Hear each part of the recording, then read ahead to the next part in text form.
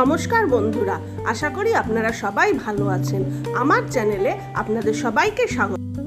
আজকে আমি করব ইলিশ মাছের মাথা দিয়ে কচুর শাক। তাহলে চলুন ভিডিওটা স্টার্ট করা যাক।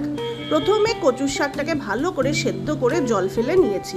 তারপরে ইলিশ মাছের মাথাগুলোকে ভালো করে ভেজে নিচ্ছি। মাথাগুলোকে উল্টে পাল্টে খুব ভালো করে ভেজে নিতে হবে। এবার আমি ওই তেলের মধ্যেই হাফ টিস্পুন কালো জিরা, শুকনো লঙ্কা, তেজপাতা আর 2 টেবিল স্পুন আদা বাটা দিয়ে দিলাম।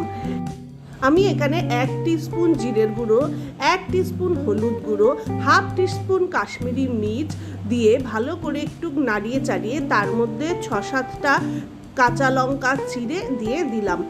মশলাটা ভালো করে কষানো হয়ে গেলে তার মধ্যে আমি সেদ্ধ করা কচুর শাকটা দিয়ে দিলাম।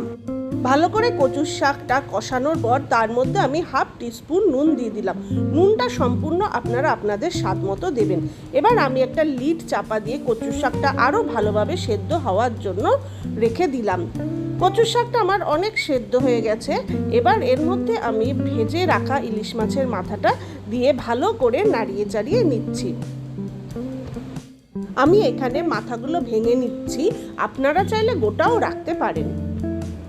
আমি এতে খুব সামান্য পরিমাণে চিনি দিয়ে দিলাম। এবার কচুর শাকটাকে খুব ভালো করে নাড়িয়ে চাড়িয়ে শুকনো করে ফেলতে হবে। দেখুন আমার কচুর শাক রেডি। এবার আমি একটি পাত্রে কচুর শাকটাকে তুলে নিলাম। আপনাদের যদি রেসিপিটা ভালো লেগে থাকে তাহলে অবশ্যই একটা লাইক করবেন, শেয়ার করবেন এবং সাবস্ক্রাইব করার অনুরোধ রইল।